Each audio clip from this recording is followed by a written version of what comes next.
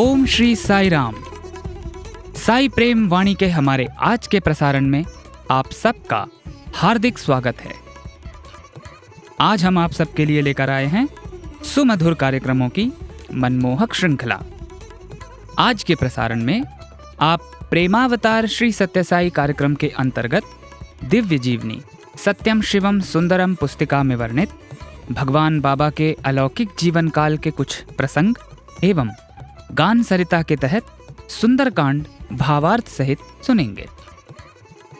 हम दिव्यानुभव के अंतर्गत एक वार्ता के साथ ही साथ अवतार वाणी के अंतर्गत श्री भगवान द्वारा दिए गए एक दिव्य संदेश का एक भाग भी सुनेंगे।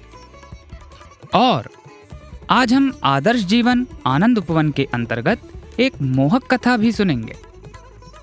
तो चलिए कार्यक्रम का शुभारंभ करते हैं।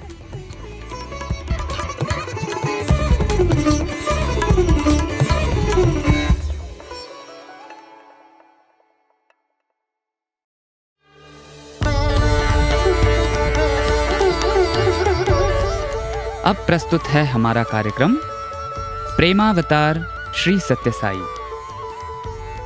आज इसके अंतर्गत हम दिव्य जीवनी सत्यम शिवम सुंदरम भाग 2 पुस्तिका में वर्णित भगवान बाबा के जीवन काल के कुछ प्रसंगों का एक भाग सुनेंगे।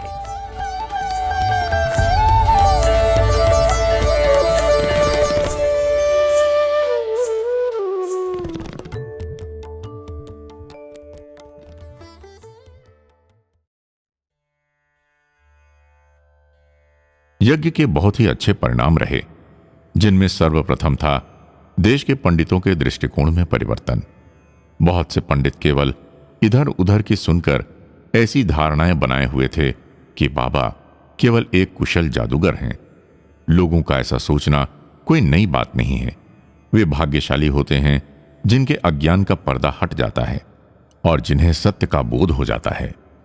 भगवान ने जब जब अवतार लिया है, शिशुपाल और दुर्योधन सदृश न जाने कितने ऐसे अगणित लोग उनके अनुग्रह से वंचित रह जाते हैं। श्री गणपति शास्त्री ने स्वीकार किया कि वो स्वयं इसी प्रकार के पूर्वाग्रह से ग्रसित थे, किंतु ज्ञान यज्ञ के अवसर पर कुछ दिनों तक बाबा के सतत सानिध्य का सौभाग्य पाकर और उनकी दयालुता, प्रेम और परम अनुग्रह के नित नए और अद्भुत उदाहरण देखकर मैंने यह अनुभव किया कि बाबा की शक्ति, सामर्थ्य, महिमा और सत्य को समझ सकने में मैं सर्वथा असमर्थ हूं, क्योंकि मुझे इसमें तनिक भी संदेह नहीं रह गया है कि बाबा भगवान के अवतार हैं। दर्शन भूषण चतुष्तंत्री कोल्लरी सोमशेखर शास्त्री का भी अनुभव इसी प्रकार था और उन्होंने बाबा को भगवत लीलावतार, लीला मानुष विग्रह कहकर संबोधित किया। इसी प्रकार विद्वत कवि वेम्परल सूर्य नारायण शास्त्री ने विशाल सभा के समक्ष स्पष्ट रूप से प्रकट किया कि उन्होंने इस सिद्धांत को अस्वीकार कर दिया था कि बाबा भगवान के अवतार हैं।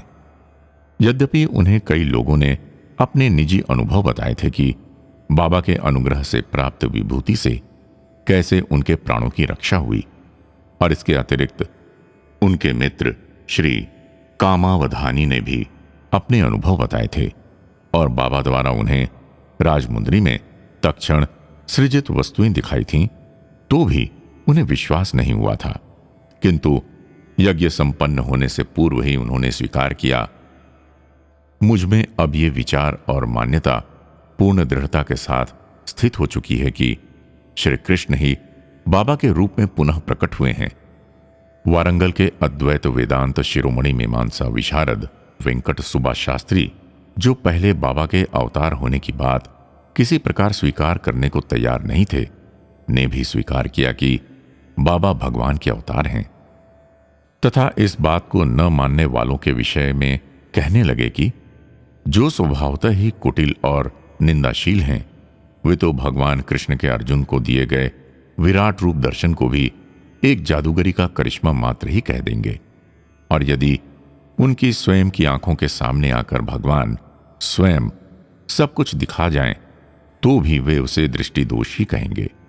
उन्होंने शास्त्रों में दिए गए अनेक वर्णनों और परीक्षणों के अनुसार पूरा अन्वेषण और अन्वीक्षण कर लेने के उपरांत ही अपना ये मत परिवर्तन किया था और तत्पश्चात ही कहा था कि बाबा भगवत अवतार मूर्ति हैं।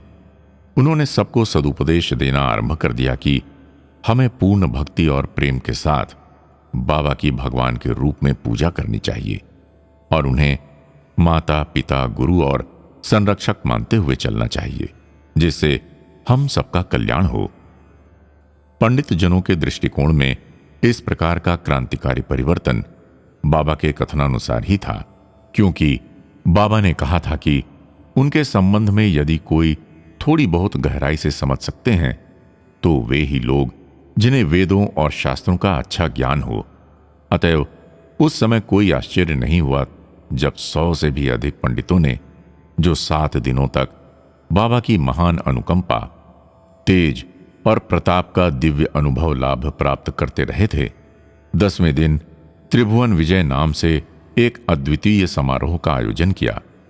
जब उनसे पूछा गया कि वे किसकी विजय का उत्सव मनाने जा रहे हैं, तो उनका उत्तर था बाबा की। उस उत्सव में आयोजन था कि भगवान के दरबार में वेद, शास्त्र, श्रुति, स्मृति तथा सभी प्राचीन धर्म ग्रंथों के पठन पाठन, समझने तथा परिपालन के लिए आवश्यक उनके सभी अंग जैसे व्याकरण, षड्दर्शन, भाषा विज्ञान, स्वर शास्त्र, पदार्थ विद्या, शिक्षा, ज्योतिष, निरुक्त आदि बाबा के समक्ष उपस्थित होंगे और विनय पूर्वक प्रार्थना करेंगे कि भगवान उनकी ओर प्रेम पूर्वक निहारने की कृपा करें, जिससे कि वे पुनः शक्ति संपन्न हो जाएं और मानव कल्याण में लग जाएं। पंडितों का आग्रह था कि बाबा सिंहासन पर आसीन होने की कृपा करें और पंडित जन उपरोक्त वेद, वेदांग, शास्त्र, पुराणों तथा विद्याओं की ओर से बाबा के समक्ष उपस्थित होकर उनसे प्रार्थना करेंगे। जब किसी ने इस उत्सव की योजना का विरोध करते हुए कहा कि बाबा, ये लोग आपसे अभिनय करने के लिए कह रहे हैं, आपको नाटक का एक पात्र बना रहे हैं, ये लोग तो अभिनय कर सकते हैं किंतु आप तो भगवान हैं। बाबा का उत्तर था, किंतु ये शरीर धारण करके मैं इस संसार के रंगमंच पर एक अभिनय ही तो कर रहा हूं। निराकार ने साकार रूप धारण किया है और अकर्ता ने अपने लिए कार्य निर्धारित किए हैं। त्रिभुवन विजय की तैयारी में अनजाने ही एक विचित्र बात हो गई। यज्ञ से कुछ सप्ताह पूर्व मुंबई में एक स्त्री को स्वप्न में बाबा के नारायण रूप में शेषशैया पर शयन करते हुए दर्शन हुए। अतएव उस स्त्री भक्त ने काष्ठ का एक भव्य शेषशैयाकार कोच तैयार करवाया, जिसमें शेषनाग के फन और कुंडलियां आदि सब ऐसी बनी हुई थीं जैसे साक्षात शेषनाग हों। उसे एक मोटर गाड़ी में रखकर प्रशांति निलयम लाया गया। इसको लाने के लिए मोटर गाड़ी का ढांचा भी विशेष रूप से निर्मित करवाना पड़ा था। वो शेषशैया वहां ऐसे समय पहुंची जब पंडितों को इसकी अति आवश्यकता थी। उनके हर्ष और विस्मय का ठिकाना न रहा जब उन्होंने इसे देखा। ये बाबा की लीला थी कि उन्होंने जिस वस्तु की इच्छा की वो उपस्थित हो गई। इस दृश्य का वर्णन स्वयं श्री गणपति शास्त्री ने इस प्रकार किया है। यज्ञ मंडप की पृष्ठभूमि में बाबा शेषशैया पर आराम की मुद्रा में बैठे। जिस शास्त्र और विद्या में जो पंडित पारंगत और पूर्ण अधिकार प्राप्त था, वो उसी शास्त्र या विद्या का प्रतिनिधित्व करते हुए क्रम और विधि अनुसार एक एक करके बाबा के समक्ष उपस्थित हुआ। उस शास्त्र व विद्या का महत्व और उसके तत्काल संरक्षण और पोषण की आवश्यकता को स्पष्ट करते हुए उसके उद्धार के लिए विनती की। सभी को ऐसा अनुभव हुआ कि भगवान विष्णु शेषशैया पर विश्राम कर रहे हैं और बृहस्पति तथा अन्य देवता एवं ऋषिगण उनकी स्तुति करते हुए अनुग्रह प्राप्ति तथा वेद शास्त्र आदि के ह्रास को रोकने और उनका संरक्षण करने के लिए प्रार्थना कर रहे हैं। वास्तव में वो देव सभा थी। हम सब अपने को भूल गए थे, बेसुध होकर अथाह आनंद के सागर में निमग्न हो गए थे। ये तो व्यक्तिगत रूप से अनुभव किए जाने योग्य दृश्य था। जिस आनंद की उस अवसर पर अनुभूति हुई थी, उसका वर्णन कर सकना तो देवगुरु बृहस्पति, चतुष्मुखी ब्रह्मा, षडमुखी कुमार स्वामी, सहस्त्र जिह्वा वाले शेषनाग से भी संभव नहीं हो सकेगा। यज्ञ के सर्वाध्यक्ष श्री कामेश्वर गणपति के लिए यह एक फलदायी देवी प्रकाशन था। उनके साथ तो ये कहावत चरितार्थ हुई कि आए, देखा और अपने आप को ही हार बैठे। उन्होंने दूर स्थान में स्थित अपने मूल निवास को छोड़ दिया, अपने प्रिय गांव से आकर प्रशांति निलयम में रहने लगे, जहां उन्हें उस वेद पुरुष की प्राप्ति हो गई थी जिसकी वो 60 वर्षों से वेद मंत्रोच्चार के साथ स्तुति करते चले आ रहे थे।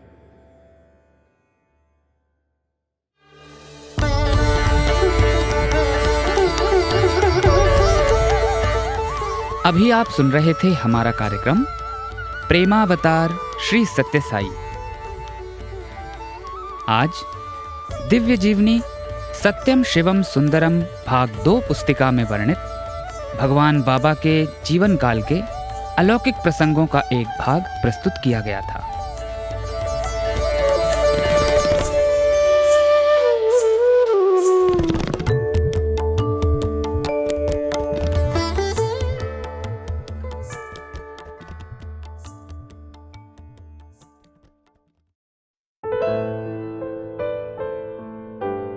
अब प्रस्तुत है हमारा कार्यक्रम अवतार वाणी। भगवान बाबा द्वारा 22 अगस्त सन 1984 को श्रीमद् भगवत गीता पर दिए गए दिव्य संभाषण का एक भाग आज हम प्रस्तुत करने जा रहे हैं।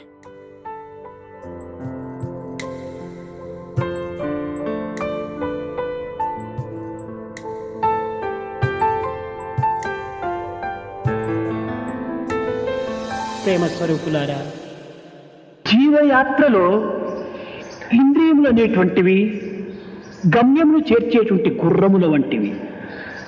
ఈ గుర్రములను అదుపులో ఉంచినప్పుడే రథమునకు కానీ రథమునందు ఉన్నటువంటి వారికి కానీ క్షేమం చేకూరుతుంది. ఈ గుర్రములను స్వేచ్ఛగా వదిలినప్పుడు గుర్రము ఒక రథమునందు కూర్చున్నటువంటి యొక్క యజమానులకు కానీ రథములకు కానీ ప్రమాదం సంభవించవచ్చు. కనుక మొట్టమొదట నీవు గమ్యాన్ని సుక్షేమంగా చేరవలనన్నా ఈ గుర్రములు మొదలు నీవు అదుపులో పెట్టుకోవాలి. जीवन यात्रा में ये इंद्रिय गंतव्य तक पहुंचाने वाले घोड़ों के समान हैं। इन घोड़ों को नियंत्रण में रखने पर ही रथ और रथ में बैठे लोग सुरक्षित रह पाएंगे। इन घोड़ों को स्वेच्छा से छोड़ देने पर रथ और रथ में बैठे लोगों को खतरा हो सकता है। अतः गंतव्य तक सुरक्षित पहुंचना है तो प्रथमतः इन घोड़ों को नियंत्रण में रखना चाहिए। ఈ యొక్క ఇంద్రియములకు మాత్ర అని ఒక కొత్త పేరు పెట్టాడు కృష్ణుడు. మాత్ర అనగా అంటే ఏమిటి? యా మాయా ఇతి మాత్ర అని దీనికి అర్థం. ఏది కొలచునో దానికి మాత్ర అని. ఇక్కడ ఇంద్రియములకు కొలిచేటువంటిది ఏ విధమైనటువంటి శక్తి సామర్థ్యంలోనూ నిరూపించగలము. श्री कृष्ण ने इन इंद्रियों को एक नया नाम मात्रः दिया। मात्रः का अर्थ क्या है? या माया इति मात्रः, यही इसका अर्थ है। अर्थात जो मापता है वही मात्रः है। यहाँ इंद्रियों की शक्ति और सामर्थ्य को कैसे मापा जा सकता है? నాలుక ఉంటుంది, ఇది తీయగా ఉన్నది, ఇది చేదుగా ఉన్నది అని ఈ రుచులను కొలిచినటువంటిది ఏమిటి? ఇది తీపు, ఇది చేదు అనేటువంటి దాన్ని నిర్ణయం చేసి దానికి కొలచి అనేక నిర్ణయం చేసినటువంటిది నాలుక. మనిషి బాగానే ఉన్నాడు కానీ ముక్కు మాత్రం పొడువు అని వాని ఆకారాన్ని నిర్ణయం చేసింది. ఈ కొలతలు చేసినటువంటిది ఏమిటి? కన్నులు. ఇది చాలా శ్రావ్యంగా ఆనందంగా ఉంటున్నది గానము, ఇది స్వరబద్ధంగా లేదు అని మంచి చెడ్డలు నిర్ణయం చేసినటువంటిది చెవి. అదే విధంగానే ఒక్కొక్క ఇంద్రియము ఒక్కొక్క విషయాన్ని నిర్ణయం చేసి అనగా కొలచి ఈ మంచి చెడ్డలు నిర్ణయం చేస్తుండాలి ఈ ఇంద్రియములు. जीभ है, यह मीठा है, यह तीखा है, इस प्रकार स्वाद को मापने वाला क्या है? यह मीठा है, यह तीखा है, ऐसा निर्णय जीभ ही करती है. आदमी देखने में अच्छा ही है, लेकिन नाक लंबी है, इस तरह उसके आकार का निर्णय किया गया है. ऐसा मापने वाली क्या है? आंख. यह गाना सुनने लायक और आनंदपूर्ण है, यह सुर में नहीं है. इस प्रकार अच्छे बुरे का निर्णय कान करता है. इस प्रकार एक एक इंद्रिय एक एक विषय को मापकर अच्छे बुरे का निर्णय करती है. అదే విధంగానే ఈ మాత్ర అనే దానికి ఇంకొక అర్థం కూడా ఉంటుండాలి. ఇక్కడ ఒక నియతి అన్నారు, పరిమితి. ఈ లిమిట్ అంటే దీనికి ఏ విధంగా ఇంద్రియాలకు లిమిట్ అని మనం నిర్ణయం చేయవచ్చు. ముక్కునిచ్చాడు భగవంతుడు, శ్వాసము ఉచ్ఛ్వాస నిశ్వాసములను అనుభవించుటకు, గంధము అనగా వాసన చూచుటకు ఈ ముక్కునిచ్చాడు. ఈ విధమైనటువంటి కార్యముల చేత నీ జీవితాన్ని గడుపుకొని దీనిని ధన్యము గావించి సక్రముగా దీనిని వినియోగించుకోమని ఇచ్చాడు. ఇది సరి అయినటువంటి రీతిలో మనం వినియోగించుకున్నప్పుడు భగవత్ ఆజ్ఞను శిరసాహించినటువంటి వారం అవుతాం. తదుపరి ఈ ఇంద్రియములను పవిత్రమైనటువంటి దాంట్లో మనం ప్రవేశించినటువంటి వారం అవుతాం. मात्रा का अर्थ मित अथवा सीमा या लिमिट है. इंद्रियों के लिमिट को कैसे मापा जा सकता है? ईश्वर ने नाक दी है, श्वास अर्थात उच्छ्वास और निःश्वास तथा गंध का अनुभव करने के लिए नाक दी. इनके द्वारा जीवन बिताकर जीवन को सार्थक और सदुपयोगी करने के लिए नाक दी गई. इन इंद्रियों का सही ढंग से उपयोग करने पर हम ईश्वर की आज्ञाओं का पालन करने वाले भी होंगे और इंद्रियों को पवित्र मार्ग में प्रवेश कराने वाले भी होंगे. ఇది సక్రమమైనటువంటి మార్గంలో నడుచుకోవటము, భగవత్ ఆజ్ఞను శిరసావహించటము రెండూ జరగటం చేత తద్వారా ఎంతైనా మనకు ఫలితం లభిస్తుంది. అట్లు కాకుండా ముక్కునిచ్చినటువంటిది శ్వాస కోసమని లేక మంచి సుగంధాన్ని అనుభవించడం కోసమని ఇచ్చినటువంటి ముక్కుతో నస్యం వేసుకుంటూ కూర్చుంటే ఇది అపమార్గాన్ని పట్టించినటువంటి వారం అవుతాం. తద్వారా భగవంతుడు ఇచ్చినటువంటి ఈ ఇంద్రియాన్ని తప్పు మార్గంలో ప్రవేశపెట్టినటువంటి వారమే కాకుండా దానిని దుర్వినియోగపరచుకోవటం కూడాను దైవాజ్ఞను ఉల్లంఘించినటువంటి వారం కూడా అవుతాం. सही मार्ग का अनुसरण करने और ईश्वर की आज्ञा का पालन करने के कारण हमें अच्छे परिणाम भी प्राप्त होंगे. जो नाक श्वास और गंध के लिए दी गई है उसका सदुपयोग न करके सूंघने के लिए करेंगे तो इसका दुरुपयोग करने वाले होंगे. ईश्वर प्रदत्त इस इंद्रिय का बुरे मार्ग में प्रवेश कराने पर उसका दुरुपयोग करने वाले ही नहीं, प्रत्युत ईश्वर की आज्ञा का उल्लंघन करने वाले भी होंगे. నాలుకనిచ్చాడు భగవంతుడు. నాయన నువ్వు మధురమైనటువంటి మాటల చేత ఇతరుల హృదయాన్ని బాధించకు అని చెప్పారు. మృదు మధురమైనటువంటి మాటలతో వారిని ఆనంద పెట్టాలి. హృదయానికి బాధ కలిగేటువంటి మాటలు ఈ యొక్క నాలుక ద్వారా ప్రవేశపెట్టకూడదు. ईश्वर ने जीभ दी. ईश्वर ने कहा, वत्स इसका उपयोग कोमल शब्दों के लिए करो, दूसरों का मन कभी मत दुखाओ. कोमल एवं मधुर शब्दों से सबको आनंदित करना चाहिए. इस जीभ से हृदय को कष्ट पहुंचाने वाले शब्दों का प्रयोग नहीं करना चाहिए. అంతేకాకుండా సాత్విక ఆహారమును, పవిత్రమైనటువంటి యొక్క ఆరోగ్యకరమైనటువంటి ఆహారమును భుజించమని చెప్పాడు. దేహమునకు సంబంధించినటువంటి యొక్క విటమిన్స్, ప్రోటీన్స్, ఇలాంటి శక్తి సంబంధమైనటువంటి యొక్క పదార్థములను కూడా భుజించమని చెప్పాడు. అంతేకాని ఈ నాలుకతో సిగరెట్లు, బీడీలు, చుట్టలు త్రావటము, మద్యపానమును సేవించటము, మాంసమును భక్షించటము, ఈ విధమైనటువంటి యొక్క వృత్తుల చేత భగవంతుడు ఇచ్చినటువంటి ఈ యొక్క ఇంద్రియాన్ని మనము దుర్వినియోగపరిచినటువంటి వారం అవుతాం, భగవత్ ఆజ్ఞను ఉల్లంఘించినటువంటి వారం అవుతాం. इतना ही नहीं, सात्विक, पवित्र एवं स्वास्थ्य कारक भोजन करने के लिए भी कहा. यह भी कहा कि शरीर को शक्ति प्रदान करने वाले विटामिन्स और प्रोटीन्स लेने चाहिए. ऐसा न करके यदि जीभ का उपयोग सिगरेट, बीड़ी, चिरुट, मदिरा आदि पीने और मांस भक्षण के लिए करेंगे तो ईश्वर प्रदत्त इस इंद्रिय का दुरुपयोग करने वाले होंगे, ईश्वर की आज्ञा का उल्लंघन करने वाले होंगे. ఇదే విధంగా ప్రతి ఇంద్రియమును కూడాను ఏ విధంగా భగవంతుడు నిర్ణయించాడో, ఏ నిమిత్తమై అనుగ్రహించి ప్రసాదించాడో ఆ మార్గమును మనము అనుభవించినప్పుడే ఇంద్రియములు సరి అయినటువంటి దీంట్లో మనకు సుఖశాంతులను అందించగలవు. ఈ ఇంద్రియములు విషయ సంపర్కము చేత లేక సంసర్గం చేత సుఖ దుఃఖములను, వేడి చల్లదనమును కూడాను అందుకుంటున్నాయి. కేవలం ఇంద్రియములు ఉండినంత మాత్రమున మనకు సుఖ దుఃఖములు ఏమాత్రం కూడాను కలగవు. ఇంద్రియములు విషయముతో కూడినప్పుడే సుఖ దుఃఖాలకు కారణమవుతుంది.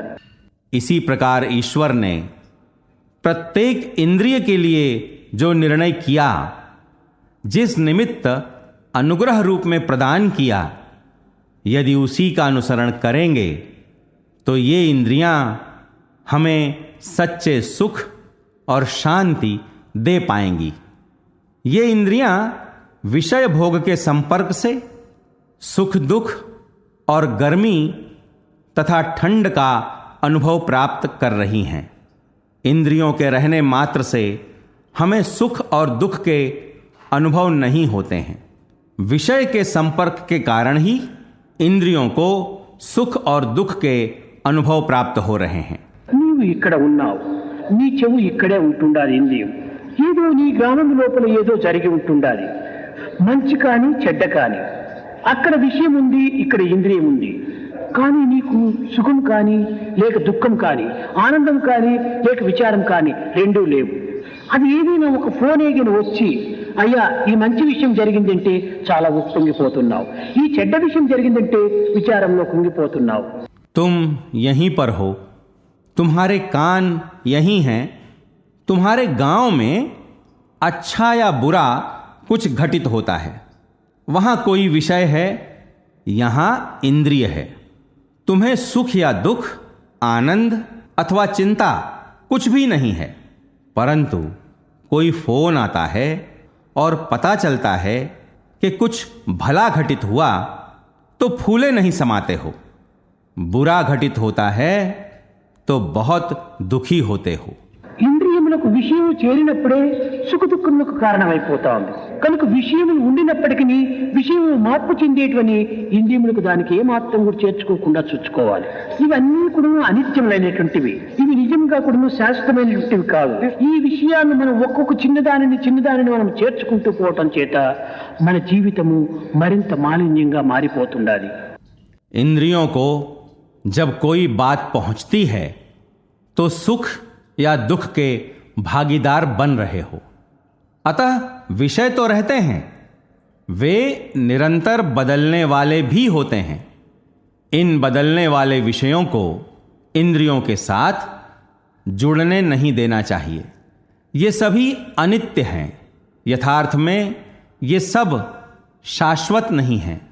ऐसे छोटे छोटे विषयों को एक एक करके जोड़ते रहने के कारण हमारा जीवन और भी मलिन होता जा रहा है. ప్రపంచంలో అనేక జీవులు ఉంటున్నాయి. ఇక్కడ కొన్ని కొన్ని కొన్ని ఇంద్రియముల చేతనే అవి కట్టుబడిపోతుంటాయి. కురంగ, మాతంగ, పతంగ, నీన బృంగముల వలె అన్నాడు. కురంగ, మాతంగ, పితంగ అనగా కురంగం అనగా జింక. ఇది శబ్దముతోనే స్తంభించిపోతుందట. శబ్దంతోనే కొంచెం వరకు తాను కట్టుబడిపోతుంది. మాతంగ ఏనుగు, ఇది స్పర్శతో కట్టుబడిపోతుంది.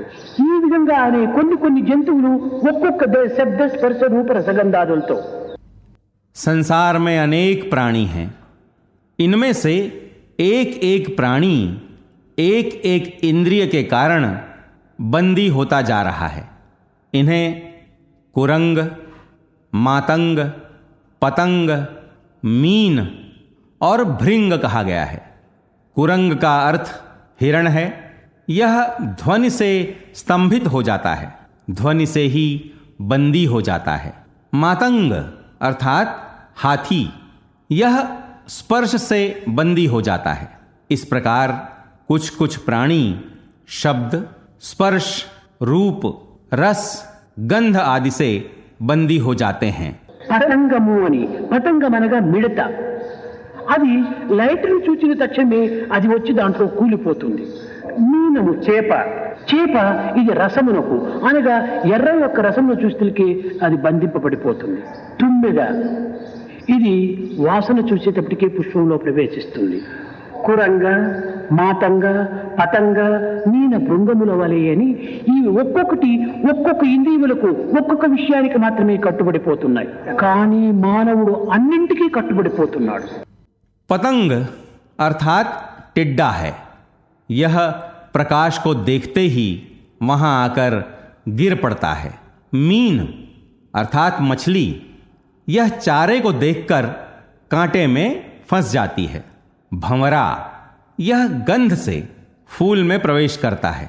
कुरंग, मातंग, पतंग, मीन और भृंग ये एक एक इंद्रिय के कारण मात्र एक एक विषय से ही बंदी होते जा रहे हैं. परंतु मानव सभी से बंदी होता जा रहा है. శబ్ద స్పర్శ రూప రసగంధాదులకు కట్టుబడిపోతున్నాడు. కనుక ఈ యొక్క చేప కంటే, తుమ్మెద కంటే, ఏనుగు కంటే, జింక కంటే, మిడత కంటే కూడా హీనమైపోతున్నాడు మానవుడు. దీనికి ఒక చిన్న కథ.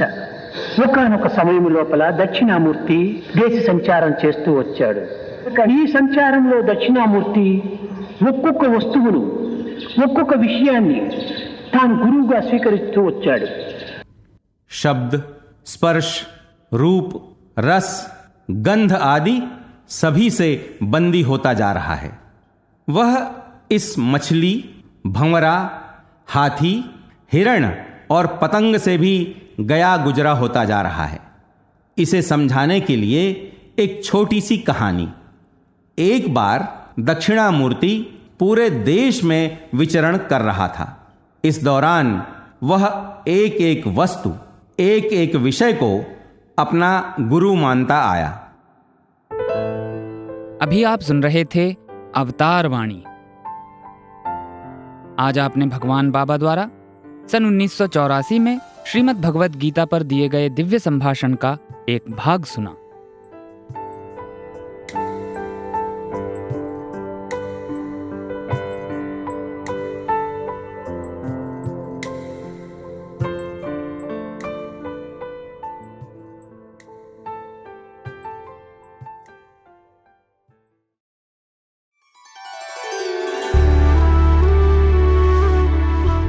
आइए अब सुनते हैं आदर्श जीवन आनंद उपवन प्रोग्राम. आज इसके अंतर्गत हम प्रशांति गाथा के नाम से विख्यात हमारी वीडियो श्रृंखला से ली गई एक कड़ी प्रस्तुत करेंगे. इस कहानी का शीर्षक है छत्रधारी गणेश जी एवं उद्यान की कहानी.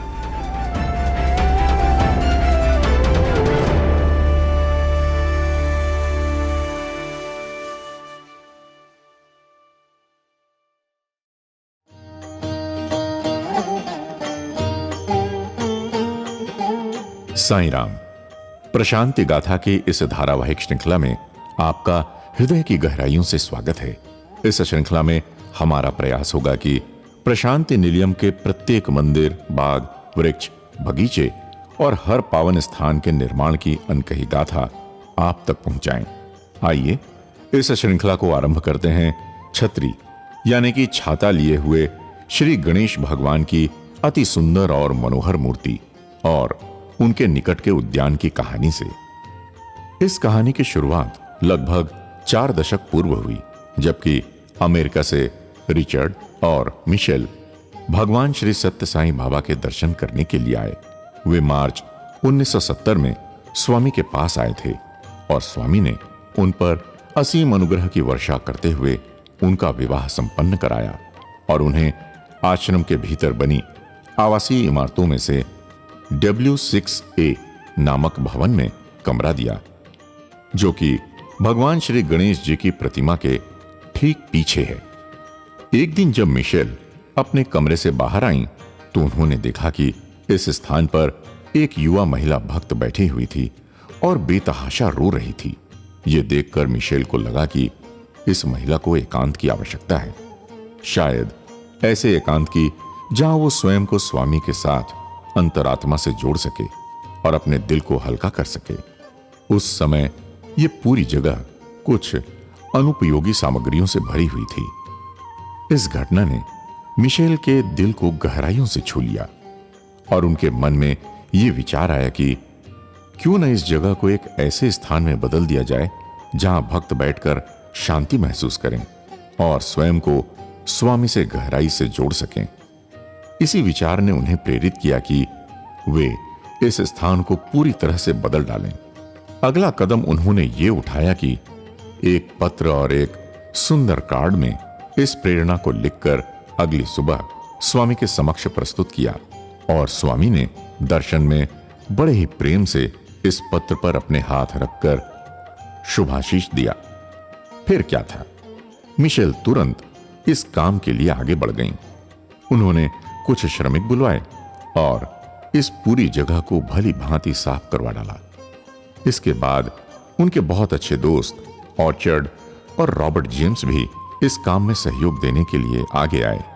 वे भी बड़े ही अच्छे साईं भक्त थे।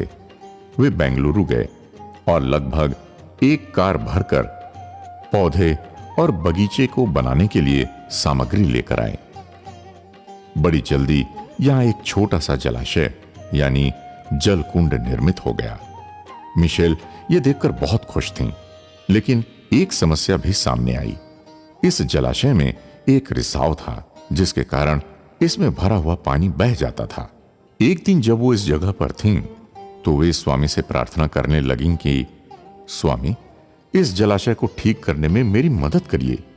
उसी समय उनके पास एक व्यक्ति आया और उसने कहा कि क्या मैं आपकी मदद कर सकता हूं? मैं एक राजमिस्त्री हूं। ये स्वामी की लीला थी और बेहद ही आश्चर्यजनक थी।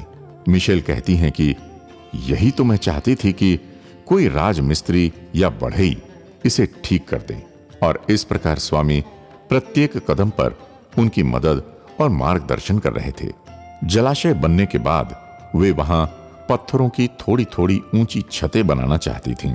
इसी समय पता नहीं कहां से एक फ्रांसीसी भक्त आ पहुंचे जो इस प्रकार के काम में माहिर थे। आप देखेंगे तो पाएंगे कि यहां पत्थर की बड़ी सुंदर सुंदर छत बनी हुई हैं। इन छतों को बनाने वाले वे फ्रेंच व्यक्ति इतने समर्पित साईं भक्त थे कि एक एक पत्थर को लगाते हुए वे सोच रहे थे कि वे स्वामी को अपना हृदय अर्पित कर रहे थे।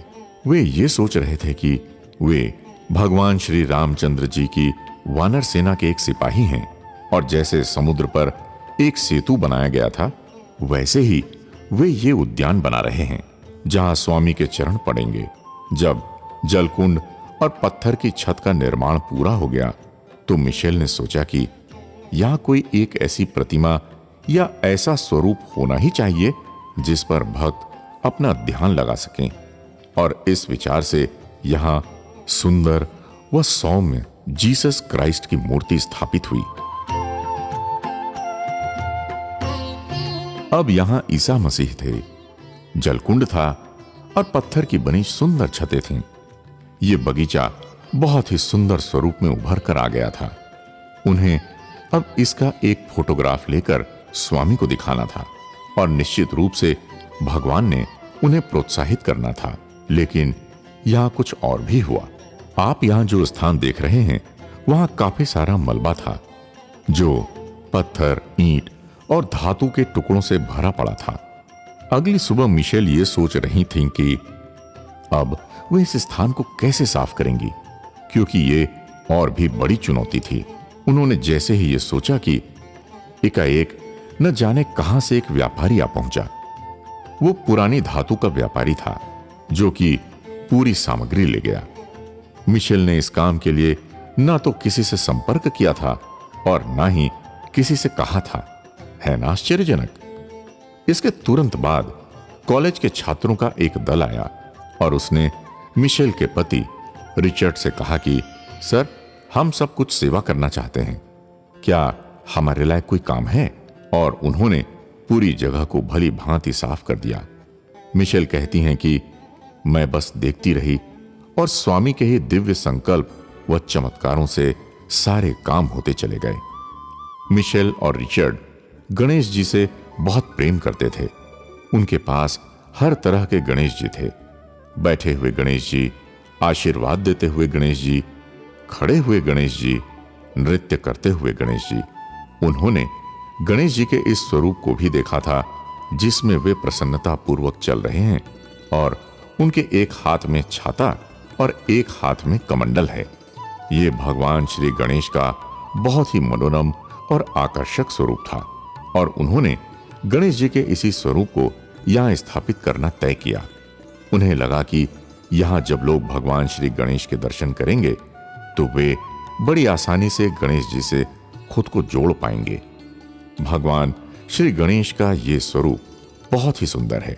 ये ऐसे स्वरूप वाले गणेश जी हैं जो उद्यान में भ्रमण कर रहे हैं, बड़े प्रसन्न हैं और बहुत ही सौभाग्य प्रदान करने वाले हैं। कल्पना करिए कि वो जो महिला यहां रो रही थीं, उनके पास ये गणेश जी आते और कहते कि तुम क्यों रो रही हो? आओ, मेरे छत्र की शरण में आओ, मैं तुम्हारा मित्र हूं और तुम्हारी पूरी देखभाल करूंगा। तो उन रोती हुई महिला को कितना अच्छा लगता। ठीक ऐसा ही कुछ अनुभव यहां आने वाले प्रत्येक भक्त को होता है। इसलिए अगली बार जब आप प्रशांति निलयम आए तो इन छत्रधारी भगवान श्री गणेश जी से मिलना और मित्रता करना मत भूलिएगा। वे आपका इंतजार कर रहे हैं। उनका असीमित प्रेम आपको आनंद से सराबोर कर देगा। धन्यवाद। जय साईं राम।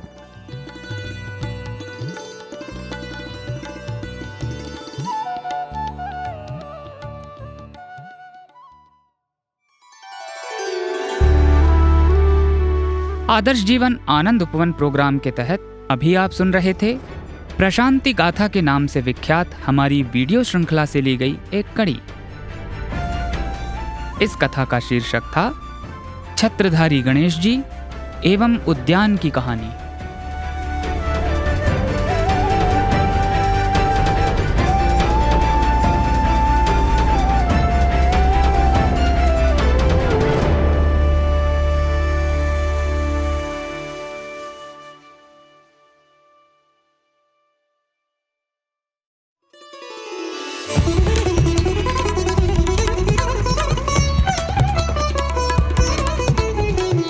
साई प्रेम वाणी, भगवान श्री सत्य साई बाबा का दिव्य संदेश अब हिंदी में।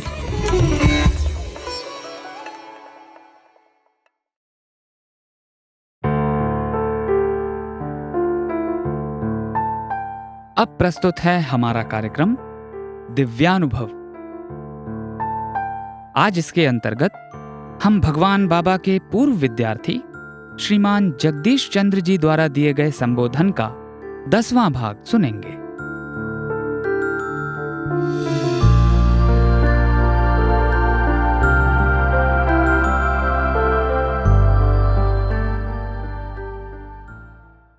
अपने मित्रों को, सहपाठियों के साथ किस तरह का बर्ताव हमें करना चाहिए, उनके साथ किस तरह रहना चाहिए, इसका सबसे सुंदर उदाहरण स्वामी ने किस प्रकार हमें दिया।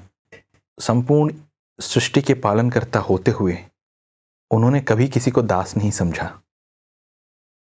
हमेशा हमें यही कहते थे कि तुम और मैं एक हैं, यदि मैं ईश्वर हूं तो तुम भी ईश्वर हो। ये मात्र बोलना ही नहीं, वो सअक्षर इस बात को मानते थे और उसी प्रकार उनके इर्द गिर्द जितने भी लोग थे उन्हें संबोधित भी करते थे। एक सुंदर और बहुत ही मर्मस्पर्शी अनुभव जब हम कोडाईकनाल में थे सन 2007 में। एक दिन स्वामी ने हम सबको भेजा कुछ कोडाईकनाल से बाहर कुछ खरीदने के लिए, और सोचिए स्वामी की करुणा की कोई सीमा नहीं है। स्वामी खुद हमें पैसे देकर बोलते थे कि बाहर जाओ, वहाँ कई सारी छोटी छोटी दुकानें हैं, उनसे खरीदो। हर साल वो लोग कितने दूर से आते हैं यहाँ दुकान लगाने के लिए, उनका भरण पोषण हो नहीं पाता ढंग से। तुम लोग जाके कुछ वहाँ से खरीदोगे तो उन्हें कुछ पैसे मिलेंगे जीवन यापन के लिए, इसलिए तुम लोग जाके उनसे खरीदो। और वो जानते हैं कि ये साईं बाबा जब आएंगे तो उनका जीवन यापन होगा यहाँ पे। स्वामी उस छोर पर बैठे हुए एक दुकान वाले की प्रार्थना भी उसी तन्मयता से सुनते हैं जितना कि उनके नाक के नीचे बैठे किसी भक्त की। इसीलिए कहा जाता है कि ईश्वर सर्वव्यापी है। तो उस दिन जब स्वामी ने हमें बाहर भेजा सब खरीदने के लिए, तो हम सभी मिल के हमने सोचा कि हम क्यों ना स्वामी के लिए कुछ खरीदें। तो हमने अपनी बुद्धि लगाकर हमें जो सही लगी कुछ वस्तु हमने खरीदी। उनमें से एक थी फलों की टोकरी। तो उसमें कई विभिन्न प्रकार के फल थे, और जब शाम को हम स्वामी के पास आए तो हम बहुत ही संकोच के साथ धीरे से उस फल की टोकरी को हमने आगे बढ़ाया। तो पहले हमने सभी ने वो दिखाया जो हमने खुद अपने लिए खरीदा या अपने माता पिता के लिए खरीदा। स्वामी सबसे पूछे था, अच्छा ये कैसे, कितने में खरीदा, अच्छा वो अच्छा है। तो सभी से कुछ ना कुछ बोल रहे थे, और अंत में जब हमने वो फलों की टोकरी छोटी, बहुत ही सुंदर सजी हुई टोकरी स्वामी को दी, तो स्वामी ने कहा ये किस लिए? तो हमने कहा स्वामी आपके लिए। स्वामी ने कहा मैंने अपने लिए खरीदने के लिए तुम्हें पैसे नहीं दिए, तुम अपने लिए खरीदो, मेरे लिए कोई वस्तु लाने की कोई आवश्यकता नहीं है। और स्वामी ये कतई पसंद नहीं करते थे। तो जब हमने फिर से स्वामी से प्रार्थना की तो हमारा मन रखने के लिए स्वामी ने एक फल स्वीकार किया, और वो कौन सा फल था? अंगूर। एक छोटा सा अंगूर स्वामी ने लिया। स्वामी ने जैसे ही उस अंगूर को मुंह में रखा, तब हमें ये अनुभव हुआ कि वो अंगूर, वो उस प्रकार का अंगूर था जिसमें बीज होते हैं, वो सीडलेस नहीं था। और स्वामी के चेहरे से हमें ये ज्ञात हो गया कि वो बीज अभी भी है।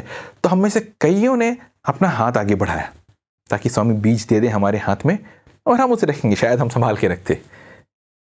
लेकिन अंत तक स्वामी हमारा हाथ हटाते रहे, कभी नहीं। और जब वो जान गए कि हम 10-5 लड़के हाथ बढ़ाए हुए हैं ताकि हम बीज लेके नीचे रख दें या बाहर फेंक दें, स्वामी ने उस बीज को निगल लिया। यदि हम ये दृढ़ता से मानते हैं कि हमारे चारों ओर जो भी है वो ईश्वर ही है, क्या हम किसी को अपना दास बना सकते हैं या किसी को हम अपने दास के रूप में व्यवहार कर सकते हैं? वो उदाहरण जो स्वामी ने दिया, वो किसी को दासत्व में नहीं रखना चाहते थे, और ये जीवन का बहुत ही सुंदर अनुभव था। इसी श्रृंखला में आगे बढ़ते हुए हम 2 छात्रों ने एक छोटी सी प्रतिमा खरीदी थी मीराबाई की, और हम दोनों उठ के मीराबाई की वो छोटी प्रतिमा स्वामी को दिखा रहे थे। और स्वामी बोले ये क्या है, ये क्यों लेके आए हो? तो हमने कहा स्वामी ये मीराबाई है, क्योंकि उस समय स्वामी मीरा के भजन बहुत सुनते थे, बहुत ही सुंदर गायक थे जो रोज स्वामी को मीरा के भजन सुनाते थे। तो स्वामी ने जो उत्तर दिया वो इतना सुंदर था। स्वामी ने कहा अरे ये तो मात्र मूर्ति है, वास्तव में मीरा यहाँ पे है, वो मेरे हृदय में निवास करती है। यानी उनकी भक्ति ऐसी थी कि उनका वास स्वयं ईश्वर के हृदय में था। और ये उदाहरण था हम सबके लिए कि हमारी भक्ति कैसी हो, हमारा समर्पण कैसा हो उनके प्रति।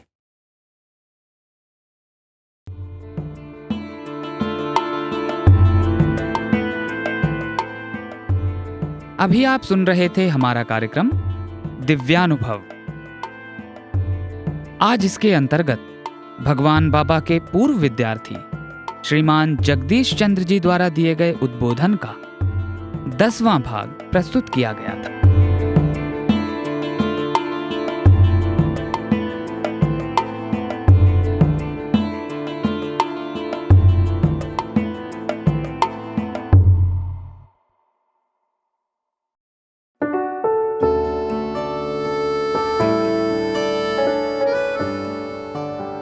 अब प्रस्तुत है गान सरिता के अंतर्गत सुंदरकांड।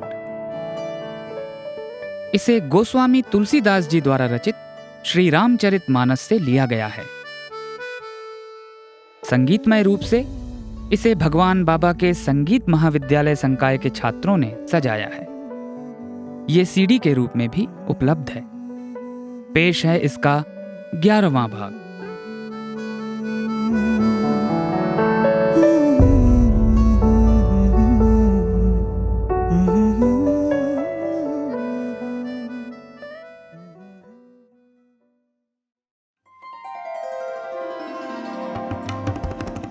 बुध पुराण श्रुति सम्मत बानी, कहीं विभीषण नीति बखानी। सुनत दसानन उठारी साई, खल तो ही निकट मृत्यु अब आई। जियसी सदा 60 मोर जियावा, रिपु कर पछ मूड़ तो ही भावा। कहसी न खलस को जग माही, भुज बल जाहि जिता मैं नाही। मम पुर बसी तप सिंह पर प्रीति, 60 मिलु जाय तिन्हि कहु नीति।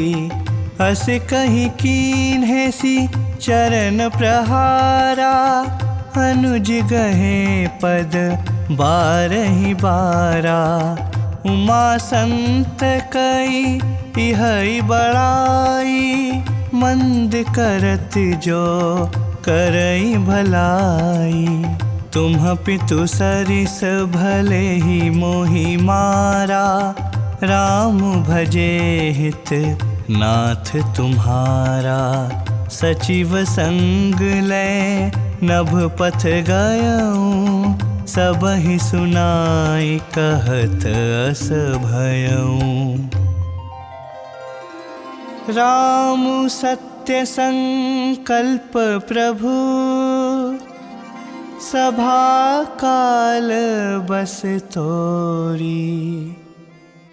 मैं रघुबीर शरण अब, जाऊं देहूं जनि खोरी।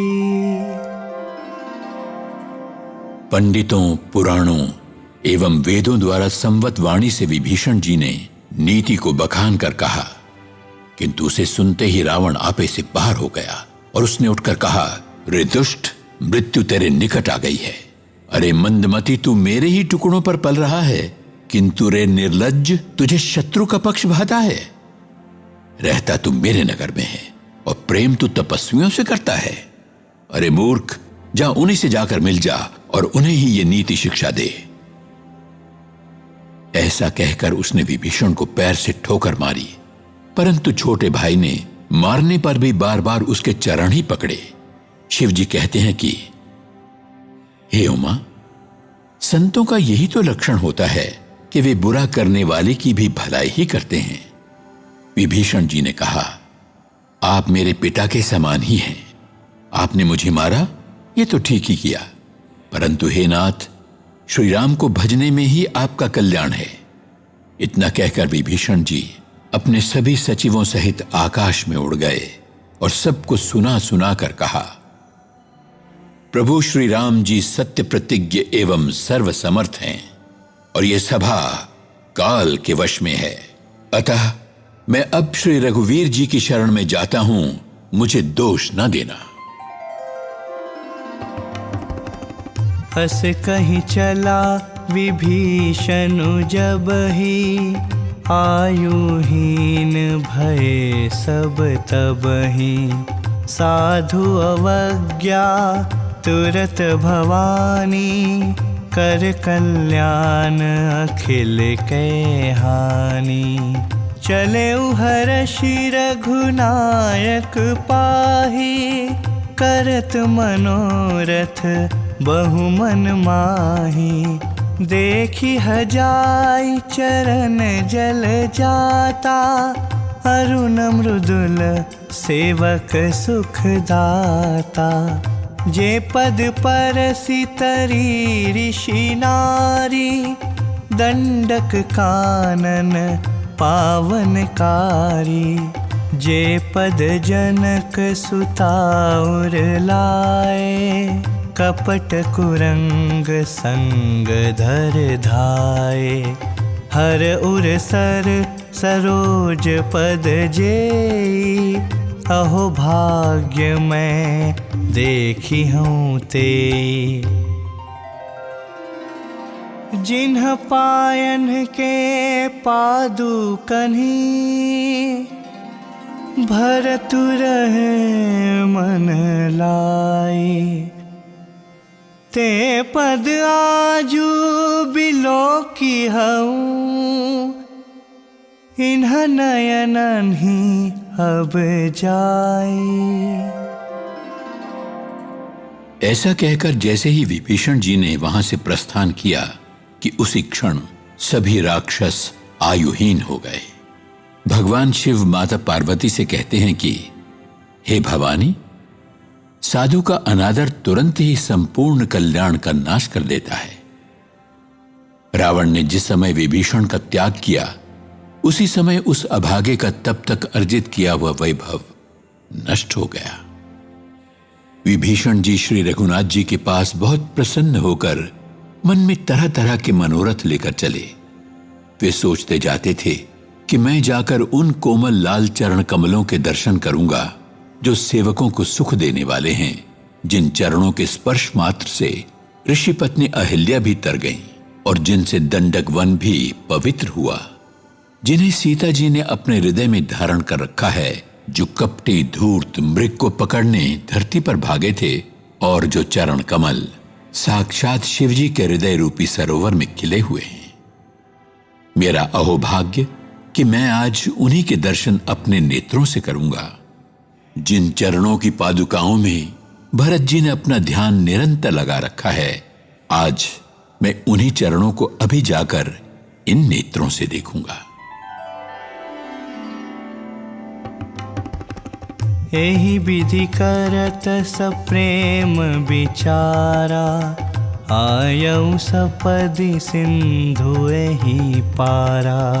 कपिन्ह विभीषणु आवत देखा, जाना को रिपु दूत विशेषा।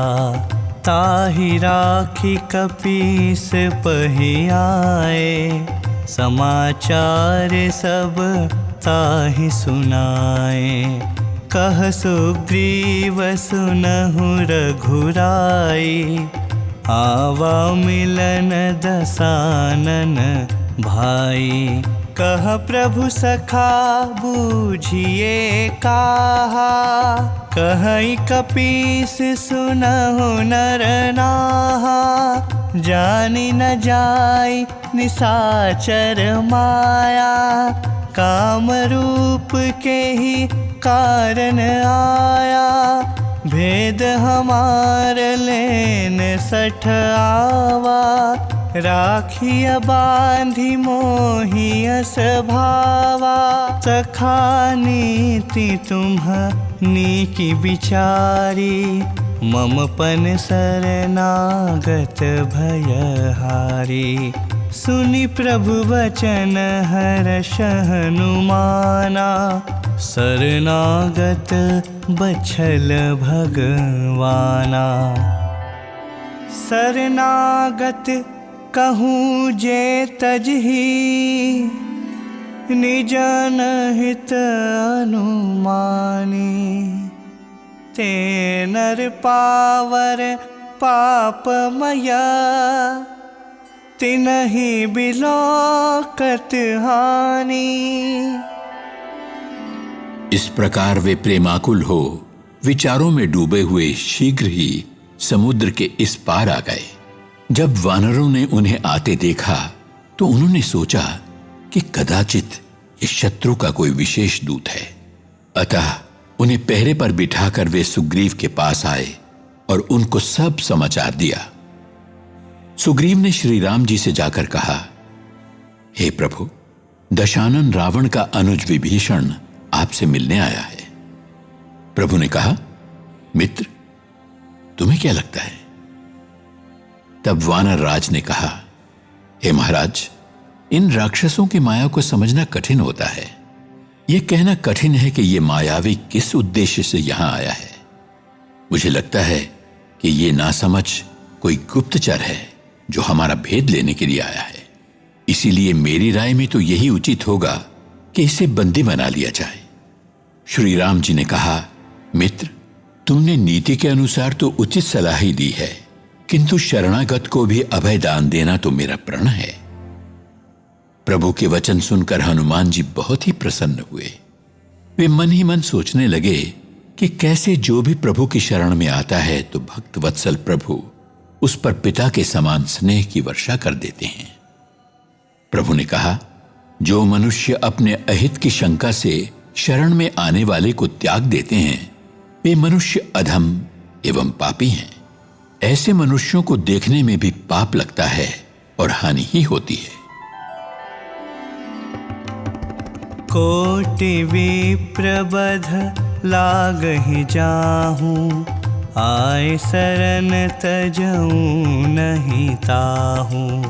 सन्मुख होई जीव मोहि जबहि, जन्म कोटि अघ नासहि तबहि।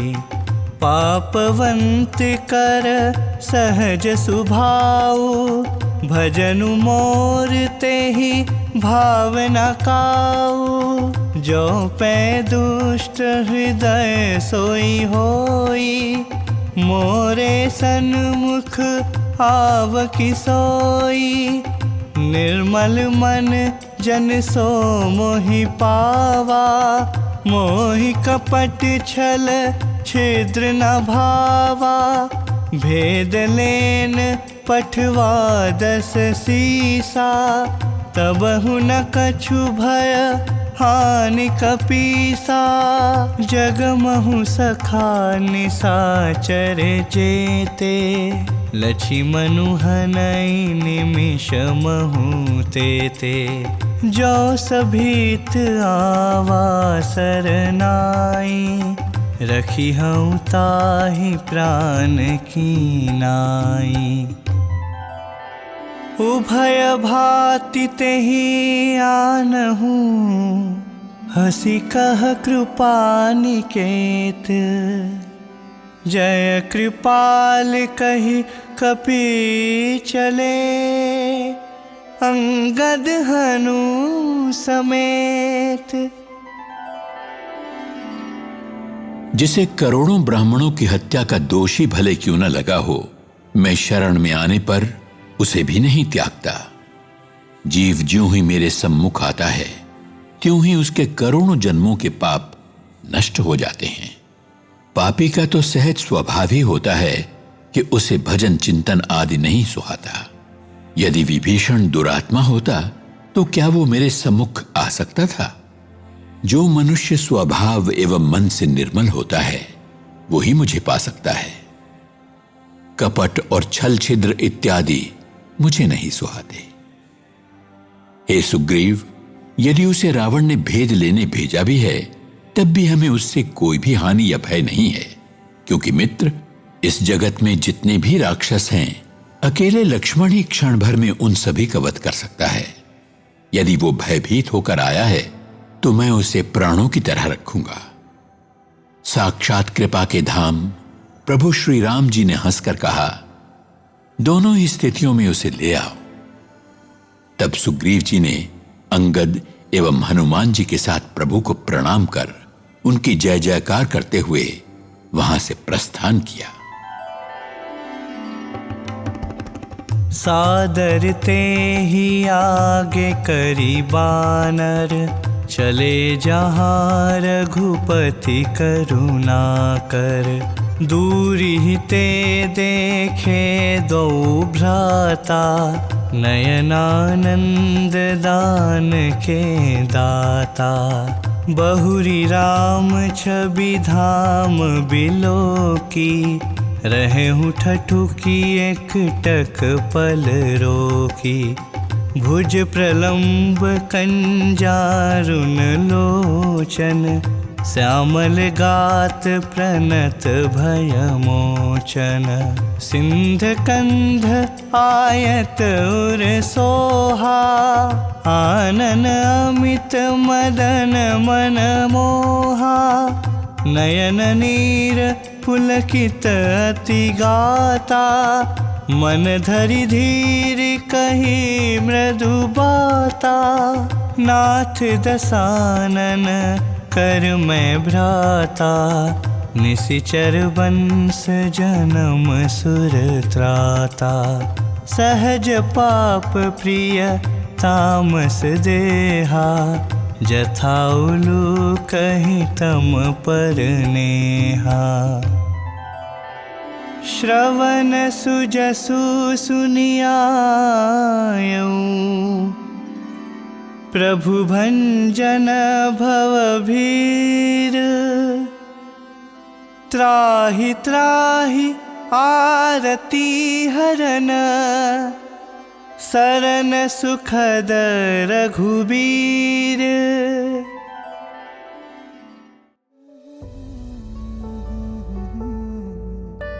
अभी आप सुन रहे थे गान सरिता। आज इसके अंतर्गत हमने श्री रामचरितमानस के सुंदरकांड का 11वां भाग सुना।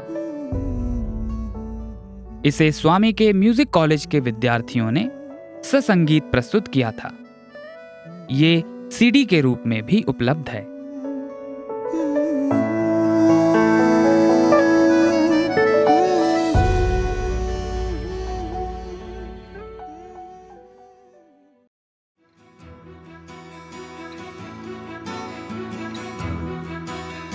इसी के साथ हमारे साई प्रेम वाणी कार्यक्रम का समापन होता है। उम्मीद है हमारा आज का कार्यक्रम आपको पसंद आया होगा। अपने सुझावों को हम तक ईमेल या व्हाट्सएप द्वारा ज़रूर भेजें। हमारा पता है listener@radiosai.org, listener@radiosai.org।